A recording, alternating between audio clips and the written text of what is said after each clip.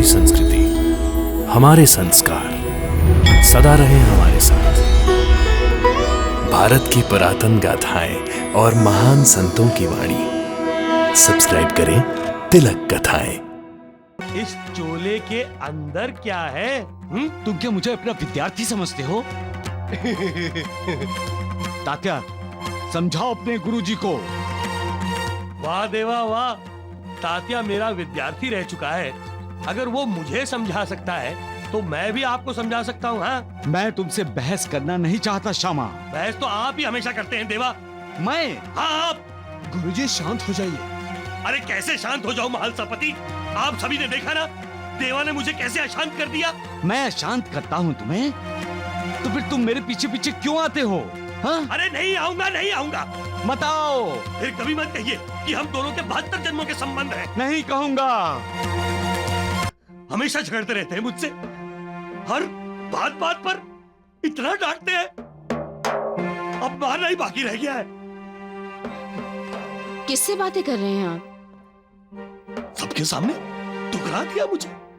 आप ठीक तो हैं? अरे जिसका भगवान रूठ जाता है उसका भक्त ठीक कैसे रह सकता है? और ये क्या, कहाँ जा रही हो तुम? हम दोनों जा रहे हैं सावली विहीर गांव। सावली विहीर गांव? पापा जी ठीक तो हैं? देवरानी जी ने संदेश भेजा है कि जल्दी आइए, पापा जी की तबीयत बहुत बिगड़ गई है। अरे देवा, अरे देवा, देवा गिर जाएंगे आप। तुम हमेशा मेरे आगे पीछे रहते हो क्या?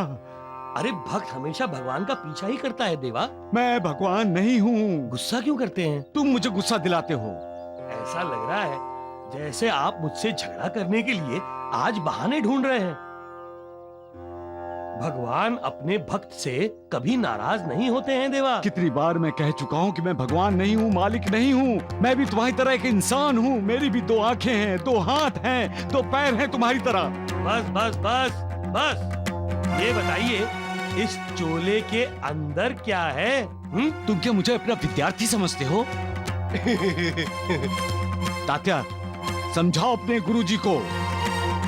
वाह देवा वाह, तात्या मेरा विद्यार्थी रह चुका है।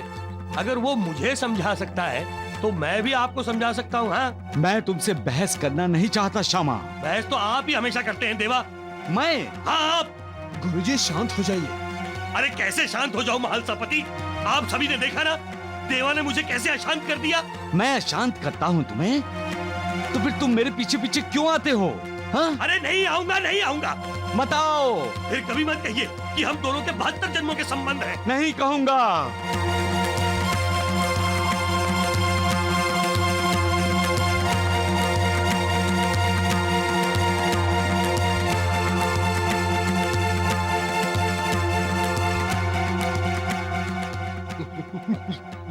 यकीन ही नहीं हो रहा है। हाँ? साईं बाबा और गुरुजी में यकायक तनाव कैसे पैदा हुआ? ये हमेशा झगड़ते रहते हैं मुझसे, हर बात बात पर इतना डांटते हैं। अब मारना ही बाकी रह गया है। किससे बातें कर रहे हैं आप? सबके सामने ठुकरा दिया मुझे। आप ठीक तो हैं? अरे जिसका भगवान रूठ जाता है उसका भक्त ठीक कैसे रह सकता है? और ये क्या, कहाँ जा रही हो तुम? हम दोनों जा रहे हैं सावली विहीर गांव। सावली विहीर गांव? पापा जी ठीक तो हैं? देवरानी जी ने संदेश भेजा है कि जल्दी आइए, पापा जी की तबीयत बहुत बिगड़ गई है। अरे देवा, अरे देवा। मालिक इंसान को आने वाली हर घटना के बारे में संकेत करता रहता है, उसे सतर्क करता है ताकि वो ठीक रास्ते पर चले, कुछ सावधानी बरते। है ना देनु? महालसापति, कभी कभी इंसान को होने वाली घटना के बारे में सपने में ही दिखाई दे जाता है, और कभी कभी ऐसा संकेत होता है कि इंसान की आंखें खुली की खुली रह जाती हैं, और कभी कभी ऐसी घटना घटती है कि जिससे उसे भविष्य का साक्षात्कार हो जाता है। लेकिन साईनाथ, आप गुरुजी से नाराज होकर क्या संकेत देना चाहते हैं? कहीं आप भविष्य में होने वाली किसी घटना के बारे में गुरुजी को सतर्क तो नहीं करना चाह रहे? मुझसे कुछ मत पूछो सगुण। आप गुरुजी से नाराज हो ही नहीं सकते बाबा। हाँ, आपका और उनका बहुत पुराना रिश्ता है बाबा।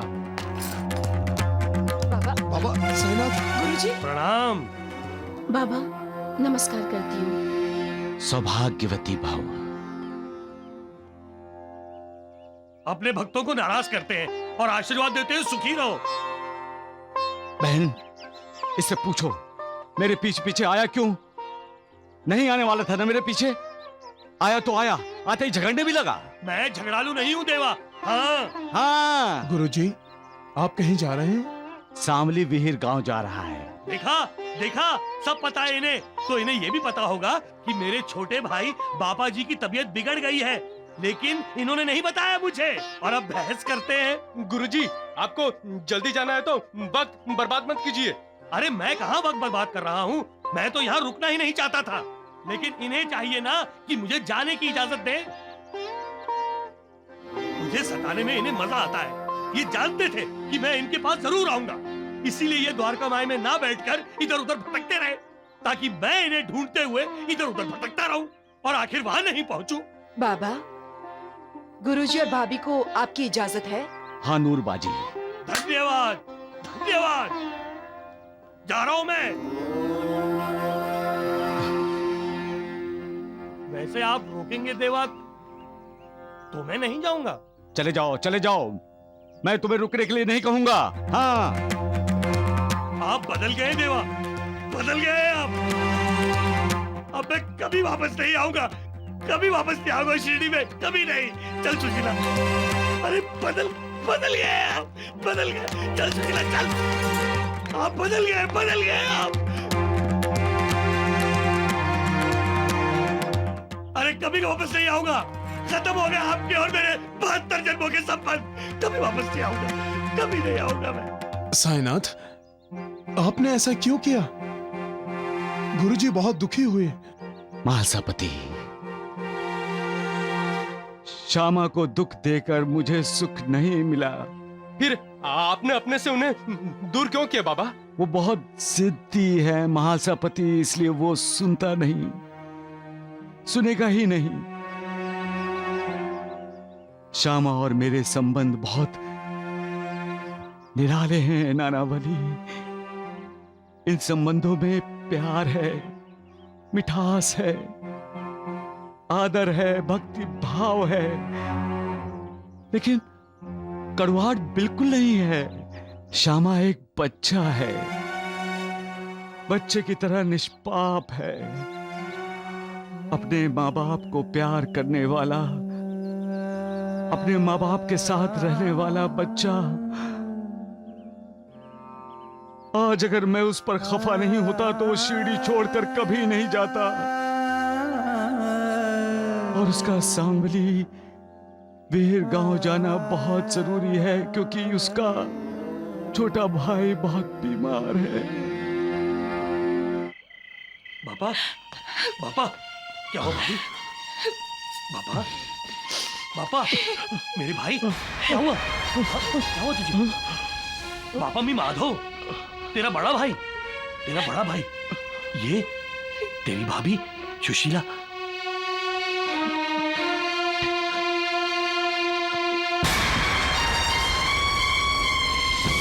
भैया, भैया हमें बचा लो, भैया बचा लो। देखो दरवाजे में कोई खड़ा है, भयंकर है।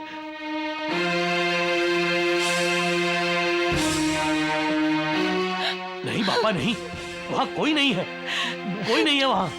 ऐसा ही करते हैं ये, अचानक नींद से जग जाते हैं, डरते डरते। है भैया है, वो मेरी आत्मा लेना चाहता है। जब वो दरवाजे से बढ़ता है तो मेरे सीने में दर्द उठता है। भैया मैं मर जाऊंगा, मैं मर जाऊंगा भैया। भैया वो आगे बढ़ रहा है। भैया मैं मर जाऊंगा भैया, अब नहीं बर्दाश्त कर सकता। अरे अरे बाबा बाबा बर्दाश्त नहीं कर सकता। वो मत भाभी, सब ठीक हो जाएगा। हाँ? ये लीजिए साईं बाबा की उदी। लो बाबा, ये साईं बाबा की उदी है, तुझे जल्दी जल्दी आराम आ जाएगा। तो लेट जा, लेट तू। साईं कथा अनंत है, साईं नाम अनमोल, जन्म सफल हो जाएगा, साईं साईं बोल। साईं राम साईं श्याम, दुख भंजन तेरु नाम। कई बार ऐसे ही नींद में जग जाते हैं और डर से चिल्लाते हैं, और फिर उसके बाद सीने में दर्द होता है इनके। ऐसी तकलीफ सबको हुई है जी, आपको, मुझे, देवर जी को, देवरानी को। कहीं इसीलिए तो साईं बाबा बार बार आपको वणी जाने के लिए तो नहीं कह रहे। अरे श्यामा, अपनी पत्नी से थोड़ी अकल उधार ले लो, वो ठीक सोचती है, लेकिन तुम तो अपनी जिद छोड़ने को तैयार ही नहीं हो। देखिए ना, महालसा पति जी को अपने कुल देवता खंडोबा की यात्रा के लिए जेजुरी किसने भेजा था? साईं बाबा ने ना। और उसके बाद महालसा पति जी का कल्याण हो गया। ये तो हम सबके सामने की बात है। तो फिर आप जिद क्यों करते हैं? बाबा आपको बार बार वणी जाने को कह रहे हैं, माँ सप्तशृंगी देवी के दर्शन करने को कह रहे हैं, तो आप क्यों नहीं जाते वणी? जवाब दो श्यामा, जवाब दो। कदाचित कुलदेवी के दर्शन से ही सारी तकलीफें दूर हो सकती हैं। मेरी कुलदेवी साईं बाबा ही हैं सुशीला। श्यामा, अरे कितनी श्रद्धा है तुम्हारी मुझ पर, इसलिए तो तुम मुझे प्रिय हो। इंसान के दो रिश्तेदार हैं, एक सुख और दूसरा दुख। सुख से इंसान खुद रिश्तेदारी निभाना चाहता है और दुख स्वयं इंसान का रिश्तेदार बन जाता है। सुख और दुख क्या है? जिससे हमें खुशी मिलती है वो सुख है, और जिससे हमें पीड़ा होती है वो दुख है। हमारे संतों ने हमें चेतावनी दी है कि ये दिन भी बदल जाएंगे।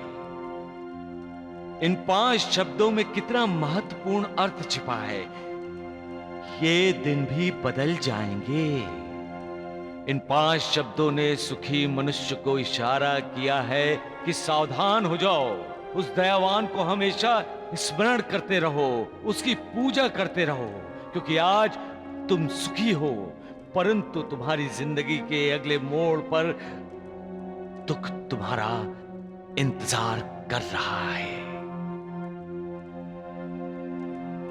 दिन बदलते ही कब सुख दुख में बदल गया ये तुम्हें समझ में भी नहीं आएगा। सावधान। यही 5 शब्द दुखी मनुष्य को सांत्वना देते हैं कि धीरज रखो, सब्र करो, मालिक की भक्ति करो। ये दिन बदल जाएंगे। भविष्य में तुम सुखी हो जाओगे।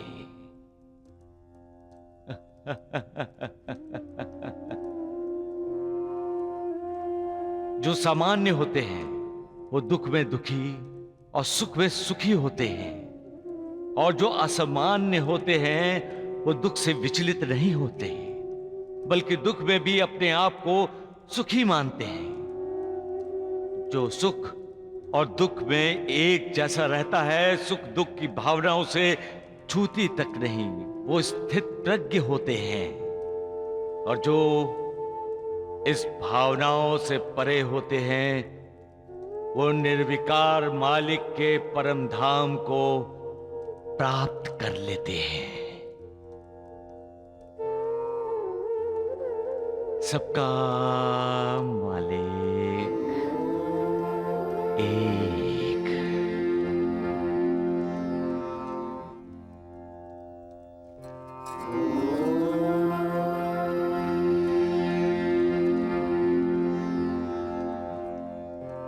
वाह देवा, आपने श्यामा को शिरडी के बाहर भेजकर आप जरूर सुख का अनुभव करते होंगे।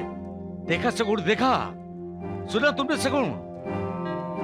मैं इसे अपना मानता हूं और ये श्यामा आते ही झगड़ना शुरू कर देता है। क्यों ना झगड़ूं? अरे आपसे तो झगड़ना ही चाहिए। मुझे शिरडी से बाहर भेजकर खुश होते हैं आप। अरे मैं तो सबको शिरडी में बुलाता हूँ। अरे सबको, मुझे नहीं। मुझे तो आप शिरडी से बाहर भेजना चाहते हैं। आप क्यों बहस कर रहे हैं जी? अपनी पति की बात मान लो श्यामा, और मुझसे बहस मत करो। अरे तुम ही तो मुझ पर गुस्सा करके शामली वीर चले गए थे ये कहकर कि अब मैं कभी आपके पास नहीं आऊंगा। हाँ, और आते ही फिर से झगड़ना शुरू कर दिया। बाबा ठीक ही कह रहे हैं गुरुजी। अरे तुम इनकी बातों में मत आओ। पूछो इन्हें, क्या ये मेरे भाई बाबा जी की बीमारी के बारे में नहीं जानते थे? जानते थे, अवश्य जानते थे, लेकिन इन्होंने मुझे बताया ही नहीं। देवा सब कुछ जानते हैं, लेकिन नहीं बताया। बस झगड़ते रहे मुझसे, है ना? मैं झगड़ता रहा? गुरुजी, बाबा जी ठीक तो है ना? लक्ष्मी की माँ, अरे देवा का आशीर्वाद है तो सब ठीक ही होगा ना। अरे इन्होंने ही तो बाबा जी को ठीक किया है। करना सब इन्हीं को है, लेकिन नहीं, बस अपने से दूर रखना है इन्होंने मुझे। अरे यही सब नाटक करते हैं, तभी मुझे इन पर गुस्सा आता है, झगड़ा होता है हमारा। अरे बापा जी तुम्हारा भाई है श्यामा, उसके प्रति भी तुम्हारा कुछ कर्तव्य है, उसे कौन पूरा करेगा? तुम, मैं नहीं। बात समझ में आई गुरुजी। आप अपने कर्तव्य से चूक रहे थे, इसीलिए बाबा ने आपकी उंगली पकड़कर आपको सही रास्ता दिखाया। गुरुजी, कर्तव्य से हटने का मतलब ही है अपने भगवान को भूल जाना, और साईनाथ कभी नहीं चाहेंगे कि उनका अपना भक्त कर्तव्य को भूल जाए।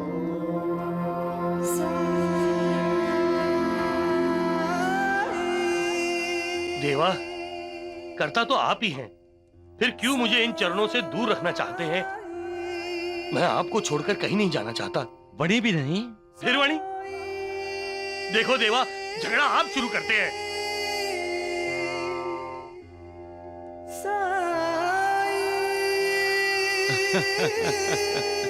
देवा,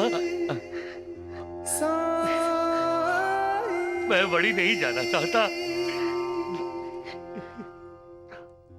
उठो श्यामा, उठो। वणी तो तुम्हें जाना ही होगा। अरे देवा,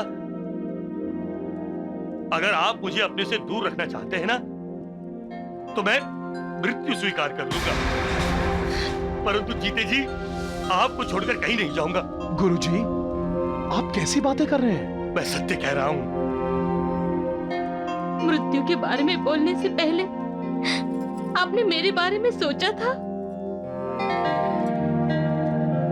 श्यामा ऐसा ही है बहन, बिना समझे बोल जाता है। अब आप भी सुन लीजिए देवा। अब अगर आपने मुझे वनी जाने के लिए कहा, तो मैं अमरसा अनशन करके अपने प्राण त्याग दूंगा, परंतु आपको छोड़कर कहीं नहीं जाऊंगा। मर जाऊंगा मैं। अरे वनी वनी करते रहते हैं, पागल हो गए ये। अरे रुक जा सबसे वनी श्यामा। कर रहे हैं, समझ में नहीं आता। वनी जाओ, वनी जाओ करते रहते हैं।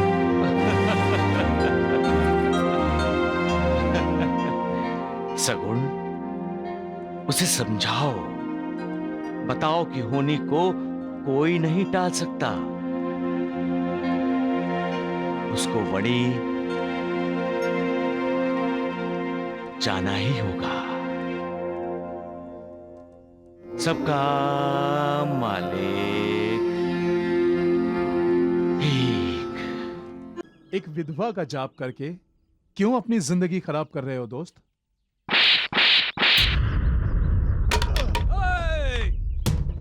ना! उस दिन तुमने मुझे मारा था, उसका हिसाब चुका दिया है मैंने।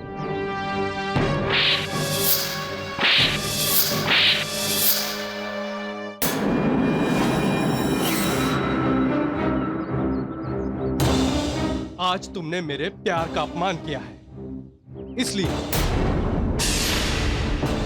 जाओ और एक बात कान खोलकर सुन लो। मैं शादी करूंगा तो सिर्फ सुकन्या से और किसी से नहीं। अरे सुकन्या के लिए एक जन्म तो क्या, मैं 7 जन्म तक उसका इंतजार कर सकता हूं। लगता है तुम्हें तुम्हारे इस जन्म से नफरत हो गई है उमाकांत। आरती हो गई। कब? अभी अभी। लेकिन हम तो आरती की प्रतीक्षा में ही खड़े हैं काका जी। और मैं अपनी बेटी सुकन्या की प्रतीक्षा में आंखें बिछाए खड़ा हूँ। आरती का और बेटी का क्या संबंध है काका जी? एक पिता का तो बेटी से संबंध है। काका जी, देवी और बेटी के बराबरी नहीं हो सकती। बेटी देवी ही तो होती है। तो फिर बेटी की ही आरती करनी चाहिए थी आपको। देवी की आरती क्यों करते हैं आप? मैंने आप में से किसी को नहीं बुलाया था आरती के लिए। काका जी, ये गांव का मंदिर है। लेकिन पुजारी मैं हूँ इस मंदिर का। बरसों पहले जब मैं आरती करता था तब भी मैं किसी को नहीं बुलाता था, और आज भी किसी को नहीं बुलाया था और कल भी नहीं बुलाऊंगा। आपका व्यवहार ठीक नहीं है काका जी। हाँ।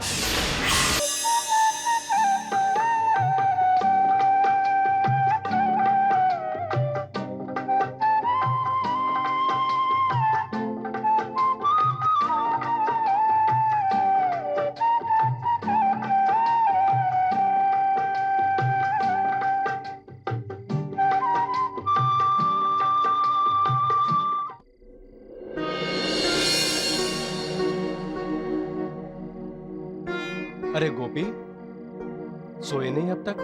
आप भी तो नहीं सोए। नींद मेरी दुश्मन बन गई है गोपी। नींद क्या, सारा समाज, सारा गांव हमारा दुश्मन बन गया है उमाकांत भैया। ये गांव अच्छा नहीं है उमाकांत भैया। ये अपनी ही बहन, अपनी ही बेटी पर अन्याय करता है। वैसे तुम बांसुरी अच्छी बजा लेते हो उमाकांत भैया, लेकिन क्या गोपी? तुम्हारी बांसुरी में बहुत दर्द है। जब जिंदगी के साथों सुर रूठ गए हो तो दर्द ही तो। नहीं उमाकांत भैया, रो मत। मैं बहुत कमजोर इंसान हूं गोपी, डरपोक हूं मैं। तुम्हारी दीदी मुझे ये गांव छोड़कर जाने की विनती कर रही थी, तभी मुझे सुकन्या के साथ ये गांव छोड़ देना चाहिए था और मंदिर में शादी करके अपना घर बसा लेना चाहिए था। लेकिन ऐसा कुछ नहीं हुआ गोपी, जिसकी वजह से सुकन्या ये गांव छोड़कर चली गई। क्या मालूम कि वो ये दुनिया छोड़ के ही चली गई होगी। नहीं नहीं, ऐसे मत बोलो। सुकन्या की जो भी हालत हुई हो, उसका जिम्मेदार मैं हूं, सिर्फ मैं हूं। भगवान इसके लिए मुझे कभी माफ नहीं करेंगे, कभी माफ नहीं करेंगे।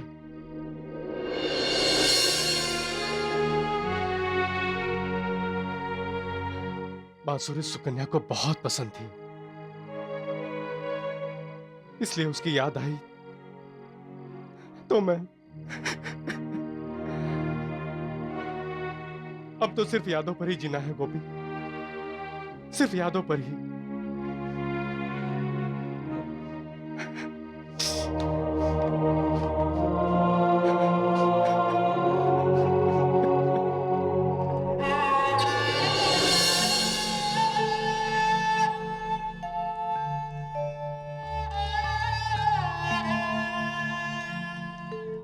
महालसापति,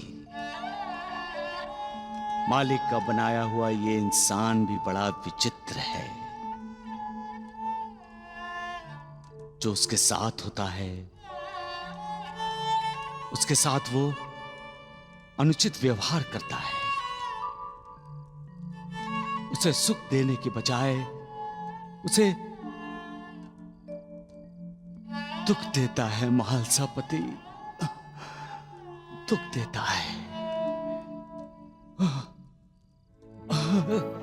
सहारा देने की बजाय उसे बेसहारा कर देता है।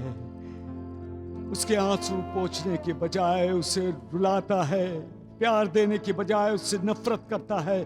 और जब वो साथी आंखों से ओझल हो जाता है तब ये इंसान बेचैन हो जाता है, उसे ढूंढने की कोशिश करता है।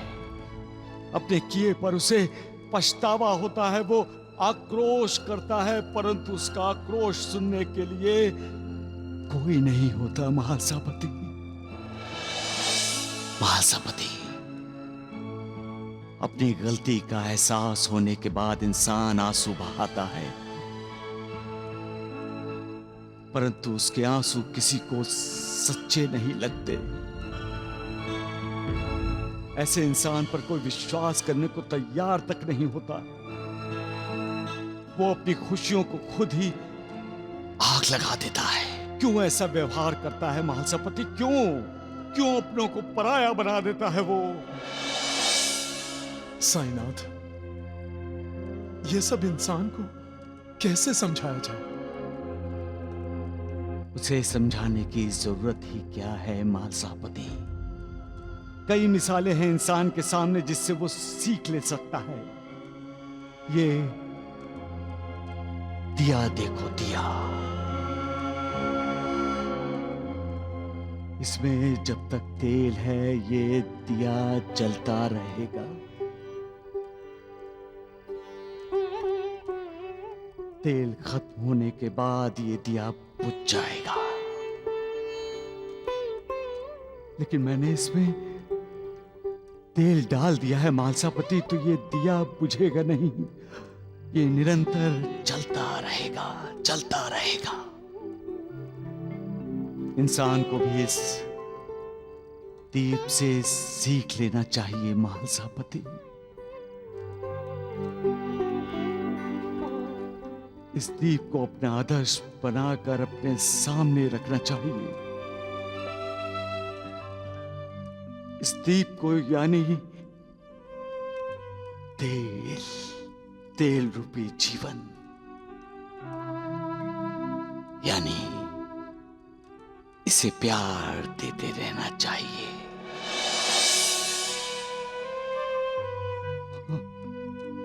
परंतु इंसान होकर इंसान से ही नफरत करता है, इंसानियत भूल जाता है और हैवानियत पर उतर आता है। बाद में पछताता है। प्यार से इंसान दूसरे को जीत सकता है, ये वो कब समझेगा महालसापति? वो कब समझेगा? सबका मालिक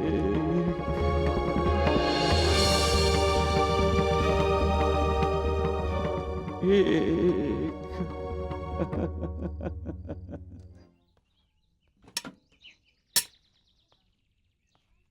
कहां जा रहे हो दोस्त? दोस्त? हाँ उमाकांत, मैं तुम्हारा दोस्त हूं, इसीलिए तुम्हारी भलाई के बारे में ही सोचता हूं। मेरी भलाई? देखो दोस्त, आज तक न सुकन्या लौटी है न उसके बारे में कोई खबर है। इसका मतलब है सुकन्या अब जिंदा नहीं है दोस्त। रास्ता छोड़ो और जाने दो मुझे। मैं तुम्हें लेने आया हूं दोस्त। तुम्हारे लिए मैं रिश्ता लेकर आया हूं। शादी करके अपना घर बसा लो और भूल जाओ सुकन्या को।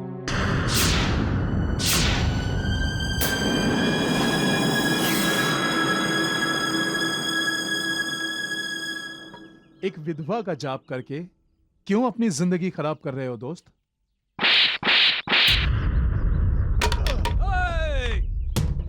ना! उस दिन तुमने मुझे मारा था, उसका हिसाब चुका दिया है मैंने।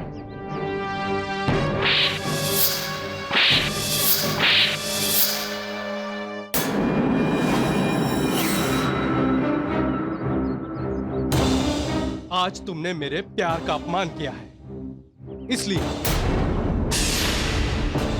जाओ और एक बात कान खोलकर सुन लो, मैं शादी करूंगा तो सिर्फ सुकन्या से और किसी से नहीं। अरे सुकन्या के लिए एक जन्म तो क्या, मैं 7 जन्म तक उसका इंतजार कर सकता हूं। लगता है तुम्हें तुम्हारे इस जन्म से नफरत हो गई है उमाकांत।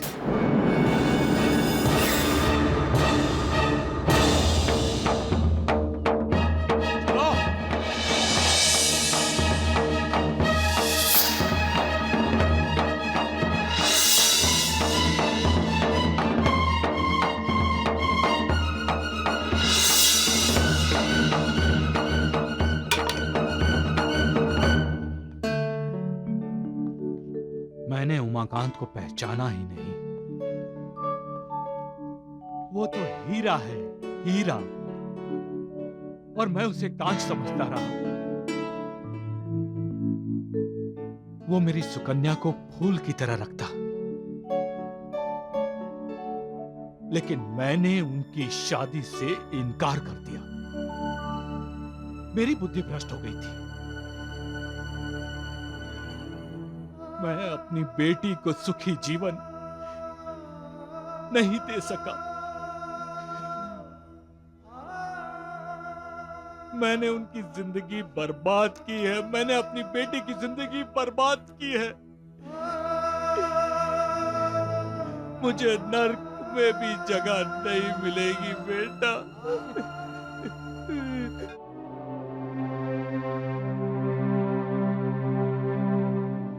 आरती शुरू कीजिए काका जी।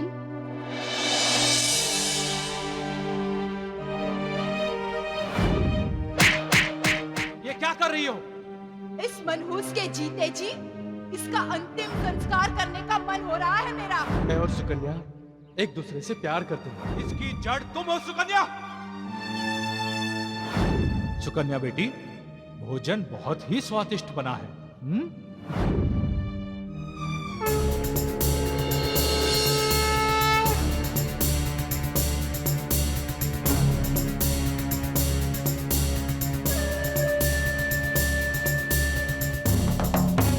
काका जी, आरती आरती हो गई। कब? अभी अभी। लेकिन हम तो आरती की प्रतीक्षा में ही खड़े हैं काका जी। और मैं अपनी बेटी सुकन्या की प्रतीक्षा में आंखें बिछाए खड़ा हूँ। आरती का और बेटी का क्या संबंध है काका जी? एक पिता का तो बेटी से संबंध है। काका जी, देवी और बेटी की बराबरी नहीं हो सकती। बेटी देवी ही तो होती है। तो फिर बेटी की ही आरती करनी चाहिए थी आपको।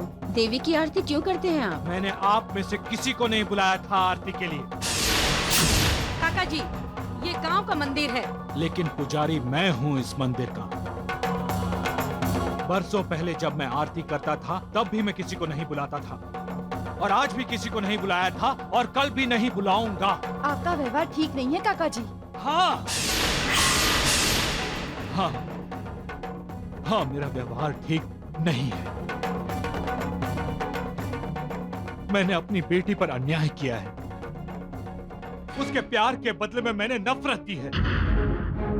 उसको सहारा देने की जगह बेसहारा कर दिया मैंने उसे।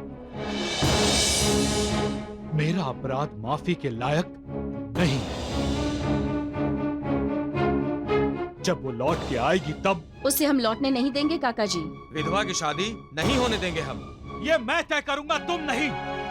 सुकन्या के बारे में फैसला मैं लूंगा, तुम नहीं, क्योंकि मैं सुकन्या का पिता हूं। उसका भला बुरा मैं सोच सकता हूं, तुम नहीं। एक बार तुम लोगों के बहकावे में आकर मैंने अपनी बेटी के साथ बुरा किया, लेकिन अब ऐसा नहीं होगा। सुकन्या का भला ही होगा। भला होना ही चाहिए मालिक, भला होना ही चाहिए।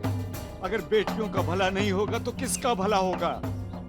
तुम्ही ने औरत को मर्दों की इस दुनिया में माँ, बहन, बेटी, बहू इन अलग अलग रूपों में भेजा है। तुम्ही ने औरत को ये संसार बनाने के लिए क्षमता दी है। औरत ही ये संसार बसाती है और औरत पर ही इस संसार में अत्याचार होगा, उनका बुरा होगा, उन पर अन्याय होगा।